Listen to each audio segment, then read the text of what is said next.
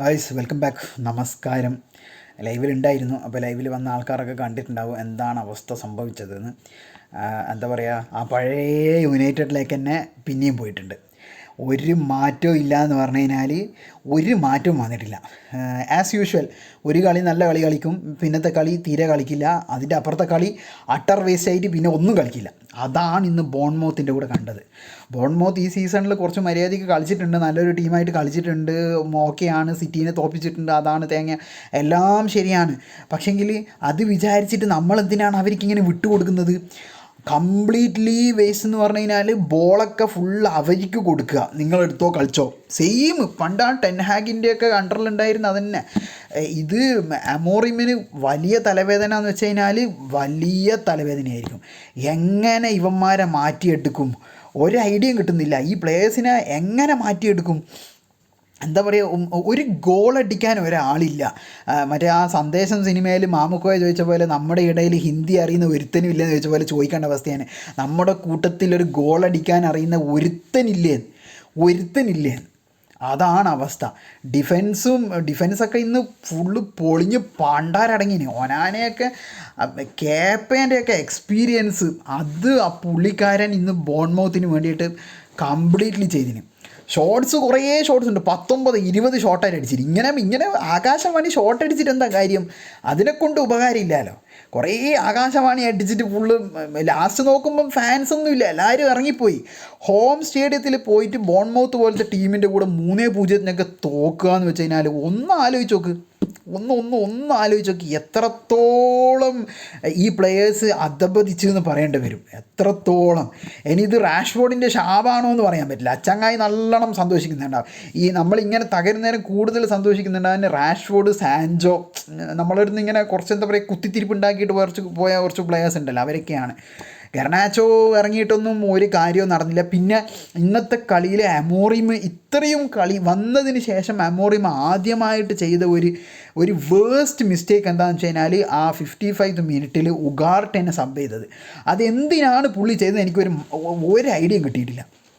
ആ മൈനൂനെ അവിടെ വെച്ചിട്ട് ഉഗാർട്ടെനെ കയറ്റേണ്ട ആവശ്യം എന്തായിരുന്നു? മൈനുവൊക്കെ അവനെ ആയിരുന്നു കയറ്റേണ്ടത് ശരിക്കും പറഞ്ഞു കഴിഞ്ഞാൽ. എന്തിനാണ് ആ ചങ്ങായി?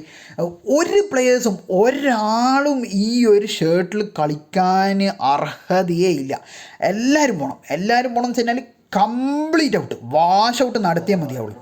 ഇല്ലാണ്ട് രക്ഷപ്പെടാൻ ഒരിക്കലും പറ്റില്ല. ഈ ഒരു അവസ്ഥയിൽ പോവുകയാണെങ്കിൽ ഉണ്ടല്ലോ, ടോപ്പ് 4 പോയിട്ട് ടോപ്പ് 10 പോലും എത്തില്ല. ഇന്ന് ഒരു 1-0 2-0 ജയിച്ചിട്ടുണ്ടെങ്കിലുണ്ടെങ്കിലോ 7th പൊസിഷൻ 8th പൊസിഷനിലേക്ക് കയറേണ്ടതാണ്.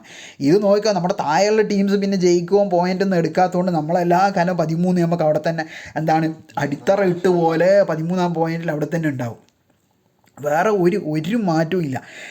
കഴിഞ്ഞ ആ സിറ്റീൻ്റെ കൂടെ ഡെർബീൻ്റെ കൂടെ 60ാം മിനിറ്റിന് ശേഷം കളിച്ച കളി നല്ല കളിയായിരുന്നു. ആ സെയിം അവസ്ഥ ടോട്ടൻഹാമിൻ്റെ കൂടെ അവർ 3 ഗോൾ അടിച്ചതിന് ശേഷം നല്ല കളിയായിരുന്നു. ആ ഒരു കളി എന്തുകൊണ്ട് ഇതിലേക്ക് വരുന്നില്ല? അതാണ് എനിക്ക് മനസ്സിലാവാത്തത്. അതേ പ്ലെയേഴ്സ് തന്നെയാണ് ഡെർബിയിലും കളിച്ചതും സ്പേഴ്സിൻ്റെ കൂടെ കളിച്ചതും. അതേ പ്ലെയേഴ്സ് തന്നെയാണ് ഇവിടെയും വരുന്നത്. പക്ഷേ ഇവിടെ വരുമ്പം ഇവന്മാർ എന്തുകൊണ്ട് മാറിപ്പോകുന്നത്? ഇവന്മാർക്ക് എന്തുകൊണ്ടൊരു കൺസിസ്റ്റൻസി വരുന്നില്ല? അതാണ് നമ്മൾ എല്ലാവരും ചിന്തിക്കേണ്ടത്. അമോറിമിന് തലവേദന എന്ന് പറഞ്ഞു കഴിഞ്ഞാൽ ചില്ലറ തലവേദന ഒന്നായിരിക്കില്ല. ബ്രൂണോ എന്ന് പറഞ്ഞിട്ട് ഒരു ക്യാപ്റ്റൻ ഉണ്ട്. ഇങ്ങനെ ഒരു പ്ലെയറിനെയും ഇങ്ങനെ ഒരു ക്യാപ്റ്റനെ ഞാൻ എൻ്റെ ജീവിതത്തിൽ കണ്ടിട്ടില്ല. വലിയ 8ാം നമ്പർ കളിക്കാരനാണ്. പോർച്ചുഗൽ എന്ന് പറഞ്ഞ ഒരു നാഷണൽ ടീമിൻ്റെ അത്രയും വലിയൊരു ടീമിൻ്റെ ഒരു പ്ലെയറാണ്. എന്നിട്ട് അവൻ ഒരു ഷോട്ട് ഓൺ ടാർഗറ്റ് അടിക്കാൻ പറ്റുന്നില്ലെങ്കിൽ പിന്നെ എന്തിനാണ് അവൻ ഒരു അറ്റാക്കിംഗ് മിഡ്ഫീൽഡറാണ് പോലും അവൻ. അറ്റാക്കിംഗ് മിഡ്ഫീൽഡറായിട്ട് അറ്റാക്ക് ബോൾ ഫസ്റ്റ് ഹാഫിലേക്ക് അറ്റാക്ക് കൊടുക്കുക എന്ന് പറഞ്ഞു കഴിഞ്ഞാൽ പോലും അവനറിയില്ല. ലോങ് റേഞ്ചൊക്കെ അടിക്കുന്നുണ്ട്. ഇന്ന് നല്ല അവനിപ്പോൾ ഈ സീസണിൽ ഫുള്ള് പോക്കാണ്. മൈനു എല്ലാവരും ഒരാളും ഇന്ന് നല്ലത്. ഇന്ന് മസ്റൂയും എല്ലാവരും ഇന്ന് പോക്കായിരുന്നു. അമാദിൻ്റെ അടുത്തും മിസ്റ്റേക്സ് സംഭവിച്ചിട്ടുണ്ട്. ഇന്ന് ടോട്ടൽ ടീം സ്റ്റാർട്ടിങ് 11 ഇറങ്ങിയ ആയിക്കോട്ടെ, സബ്ബെന്ന് വന്നതായിക്കോട്ടെ, എല്ലാവരും 11 പ്ലെയേഴ്സിനും 0 എന്ന് കൊടുക്കുക. എനിക്ക് ആ ഒരാളെ മാത്രം ഒഴിച്ച്, ഉഗാർട്ടെനെ മാത്രം ഒഴിച്ച് ബാക്കി എല്ലാവർക്കും എൻ്റെ റേറ്റിംഗ് ബിലോ 5 or 0 അത്രയേ ഉള്ളൂ. ഉഗാർട്ടേക്ക് മാത്രം എബവ് 5 കൊടുക്കുക. ബാക്കി ഒരു മനുഷ്യനും ഒരു കോൺട്രിബ്യൂഷൻ ചെയ്തിട്ടില്ല.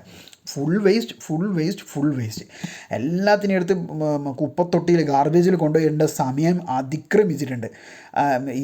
എന്താണ് ഇനി കാണിച്ചു കൂട്ടുകയെന്ന് ഒരു ഐഡിയയും ഇല്ല. എപ്പോഴാണ് നന്നാവുക, ഒരു രക്ഷപ്പെടലും ഉണ്ടാവുമെന്ന് ഒരു ഐഡിയ ഇല്ല. അത്രയും പോയി ശോകാവസ്ഥ എന്നൊക്കെ പറഞ്ഞു കഴിഞ്ഞാൽ മൈൻഡൊക്കെ ആകെ മൊത്തം തകർന്ന് തീരുമാനമായിട്ട് പണ്ടാരടങ്ങിയിട്ടുള്ളത്. കളി കാണേണ്ട മൂഡ് തന്നെ ഇവന്മാർ ഇല്ലാണ്ടാക്കുകയാണ്. ഓക്കെ ഗൈസ്, അപ്പോൾ ബൈ.